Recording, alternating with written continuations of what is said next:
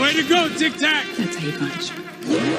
Wakanda forever! You wouldn't have heard of me. Let me put you on hold. Dance off, bro! He's a friend from work! I can do this all day. Yeah, I know. What up, guys? It's Dom, and welcome back to another movie review. Finally, it's been so long. I've just been so busy, and when I wasn't, I was doing the TV show reviews. So, welcome back to another movie review. Today, we'll be going over and ranking Blue Mountain State: Rise of Thadland. Blue Mountain State: Rise of Thadland, released in 2016, directed by Lev L. Spiro. When the dean of Blue Mountain State threatens to sell the goat house, Alex throws Thad the party of his dreams in an effort to get him to buy it. Now, as a huge fan of Blue Mountain State, I was very disappointed with the sequel. I feel like the show would have been way better off just having one more fourth season, even if it isn't as good as the rest, just to wrap everything up instead of waiting so many years to then release this sequel and kind of just half-ass it. I mean, it had some interesting points. I loved all the cameos from the old actors that came back from the show, but overall, as a movie goes, it is not very good. So, without further ado, let's just get right into the 10 essential aspects of a movie. The first essential aspect is plot. As far as being continuous with where the TV show left off, it does a pretty good job. It does show them post-college and Alex Moran's senior year, so it's like the year after season 3. So at least that timeline is still intact, but when it came to what went on during the movie and the actual events that occurred, the plot's okay. It's really nothing special. It definitely could have been worse, but it could have been way better. I just don't think it had enough substance in the actual plot to be considered good. The second essential aspect is attraction. So like I mentioned in my reviews of all 3 seasons of Blue Mountain State, it's really raunchy. It's really raunchy comedy. It's not for everyone, so the attraction level differs per person. For me, I do like that comedy. It does interest me. I do like following that. So for me, the attraction was pretty good. Now, when it came to this movie in particular, if you take the comedy side, it is kind of funny. It is very cringy, but it is kind of funny, and it still holds that same level of comedy and attraction that the TV show does. So I do have to give it credit for this. But again, there's levels to it, and it definitely isn't on that same level as season 3 was. The third essential aspect is theme. I guess the theme the movie was trying to come across, especially towards the beginning, was stand up for what's yours. Because Alex, for example, who it's his goat house, he wants it for one more year, for his senior year, to have this massive parties and just actually be able to live life to its fullest. And the dean's trying to take it away. So, I mean, the whole thing is him just fully making sure that they do not take his goat house, that it's rightfully his, and they just can't have it. So, I mean, as themes go, it's not that strong, but it's the best one I can come up with what the movie had to offer. The fourth essential aspect is dialogue. So the dialogue is okay for what it is. I mean, they don't need really good dialogue. It's a strong comedy movie. It's not like there needs to be deep moments where the characters are talking to one another. And sometimes there was in this movie, but it wasn't enough to really recognize that, oh, that dialogue was supreme. It's just okay. It was not good. It was not bad. It was just there. The fifth essential aspect is acting. So obviously, most of the actors from the TV show came back to make an appearance in this movie, but I'm going to talk about the specific ones that left more of an impact on me. So one of them is Darren Brooks, who played Alex Moran. He was the main character of the show. He's the main character of this movie. Well, one of the main characters. And I personally really like his character. I think it is an enjoyable watch, and he still has the same feeling as he did in the TV show, which I'm glad they kept.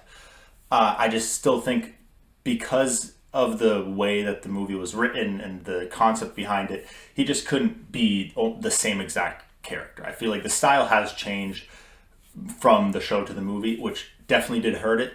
And I feel like if I went into this movie without watching the show, it would be even worse. So I'm giving it as much of a benefit of a doubt as I can, but I think he still is one of the better actors, or especially of one of the better characters in the movie. Another one is James Cade, who played Harmon. Now, he is actually probably my favorite character in this movie. He did a really good job, especially when he started the show off being a very, very, very side character, and then slowly made a bigger role coming to the third season. So I'm glad that they kept that going and made him have a big role in this movie. So him specifically, I think he did really well. He kept the character the exact same. It felt like Harmon to me. It didn't feel like just a recreation or a remastered version of him. So I honestly think he did the best job out of everyone. And obviously Alan Ritchson, who played Thad, obviously Rise of Thadland, it is his movie. And I think that it resembled too much of Thad in season 1. I feel like they kind of just removed that entire character development that he had in season 2 and 3, which I thought was one of the best parts of the show, was seeing Thad turn from this high-pitched screaming idiot to someone that actually makes more sense and is more realistic than his character. And they just brought it right back to the first one. I thought that was a terrible choice.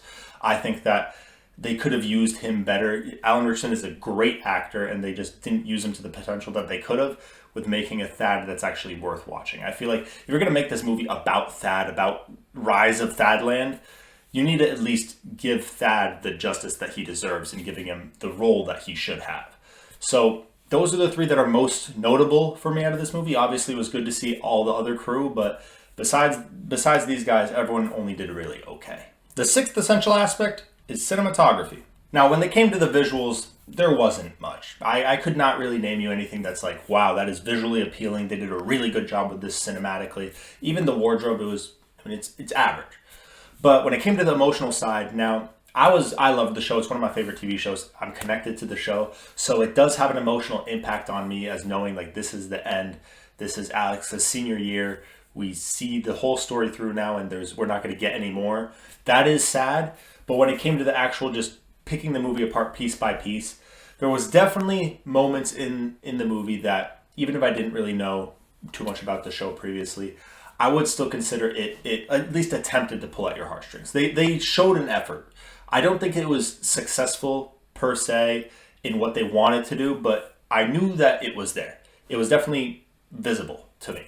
So I have to give them at least a little bit of credit for attempting at it, not just not trying at all.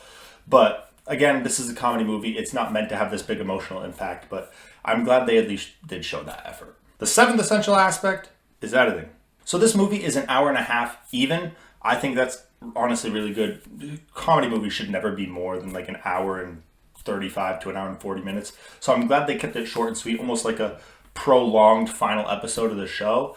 I think that was wise. And I do think that the actual editing itself was fluid. I mean, it went from point A to point Z very clearly. You can tell that there's no jumping around plot points or anything. So at least the basics they did handle. I just wish they handled more of the movie the same way that they did the editing. The 8th essential aspect is soundtrack. Now, this is where I have big gripes with this movie. Now, if you watched any of my 3 season reviews of Blue Mountain State, you would know that the theme song of that show is one of my favorite theme songs ever, out of anything. I think it fits the show really well, and it's a bop. It's good. It's an actual good song. It did not play a single time in this movie. If this is supposed to be a Blue Mountain State episode or season 4 or a final movie send-off, at least get the rights to the song. I don't understand how that's so hard. Okay, because the song was only as known because of your show. So why would you not just throw it in the final movie as a send-off? That would have been amazing. I would have loved the nostalgia of hearing that song again in this show. But unfortunately, we didn't get it. So I have to say, the soundtrack, not memorable. If it had that, it would have been very memorable. The 9th essential aspect is directing. So I feel like it's the director's job to take these previous 8 essential aspects, put them together to make a movie that's worth watching. The director of this movie is Lev L. Spiro, and he's previously directed 4 movies. And they were Hot Ticket, Justine's Seduction of Innocence, Overdrive, and Sapphire Blue. So I've never seen any of these movies, so I can't really judge them off of how those were compared to this. I assume they're not that not that good based off of how this one was. But he did direct 4 episodes of the Blue Mountain State TV show.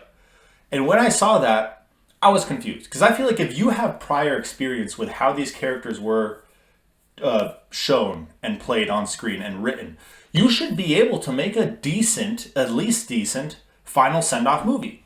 Instead, you directed 4 episodes. They probably ended up being good because I don't remember any bad episodes. And then you decided to, never mind, let's do a 180, do this, and it didn't work out well. I just think he should have went with his original thought process that he did in those episodes. That's all I'm saying. So if he didn't direct any, okay, fair play. He didn't really know how to do it, but he has prior experience. So what are we doing?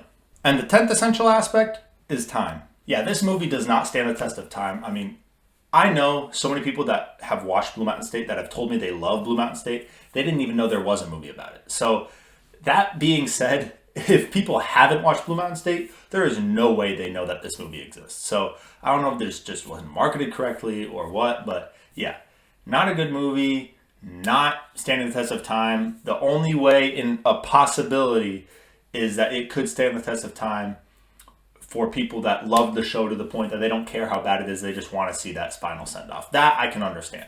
That is kind of how I am. I hate this movie. I've watched it plenty of times, though. Every single time I finish watching the TV show, I watch the movie just to get that final send-off. So that's the one thing I can think of, and that's me really grasping for straws here for him. I want to see the movie succeed. I know it's terrible, but it being kind of the 4th season of one of my favorite shows is the only reason I'm vouching for it. Otherwise, it is not good. Now, onto the ratings. So, Rotten Tomatoes critics actually didn't have a rating. Rotten Tomatoes audience gave it a 46%, and IMDb gave it a 57%.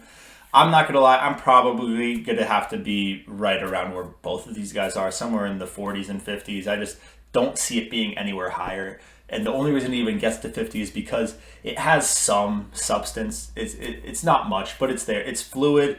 It has characters that are somewhat interesting. It has a story that you can follow. It is kind of funny. It has all of this stuff halfway, but because it's only halfway is why I'm getting it to that 50. It's long lacking the rest of it. So, again, it was kind of funny seeing that Rotten Tomatoes critics didn't even have a rating, because that shows how truly no one has seen this movie. But either way, the other ratings that were given were pretty spot on. And finally, the rankings. So, in 2016, it's going to be 6th, below X-Men Apocalypse. I mean, this isn't even close. X-Men Apocalypse is a pretty good movie. It's decent, but decent is way better than bad. It's honestly better in almost every single way. So this isn't really a conversation that I think needs to be had.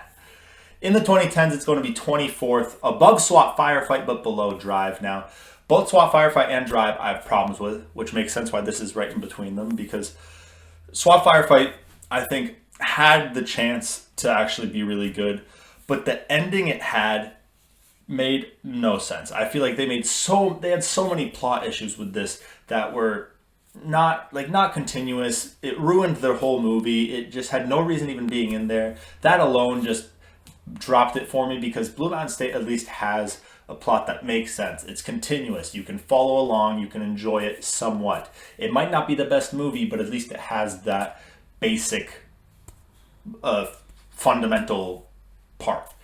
While SWAT Firefight, that is what is lacking. I think the characters are better and the acting is better towards the beginning of the movie. It is way worse at the end of the movie, especially at the end of the movie. I can't get over how bad that ending is. But that's just why I put Blue Mountain State above that. And it's below Drive, even though I had big problems with the Drive. There is the entire mob element of that movie I would just remove. I think it is unnecessary. Stick to the original plot concept, which is he is the driver, and that is it. You don't need him having to deal with the mob and having all these extra plot lines that make no sense come off of that. It's just unnecessary, but overall the movie is still a much better watch, and if I didn't watch Blue Mountain State, the TV show, I would much rather watch Drive than Rise of Thadland, easily. So it wasn't a hard decision for me. And in all time, it's going to be 69th, above SWAT Firefight again and below Drive again. So again, I'm not going to explain why it's there. And that is all I have for Blue Mountain State Rise of Thadland. If you guys enjoy this review, make sure to leave a like and subscribe, and make sure to comment what movie you want me to review next. If you want to see someone that does something very similar, check out my best friend's channel, Mr. Majoritarian. He literally does the same thing as me, the same exact format with the 10 essential aspects, the ratings, and the rankings. However, he has a much different list than me. He actually has 2 lists, one for entertainment and one for cinematography. So it's a lot different visually comparing it than with my one single list where I take everything under the umbrella into account. So if that's something more your style, definitely go check him out. His link will always be in my description. And I hope you guys have an amazing night. Peace out.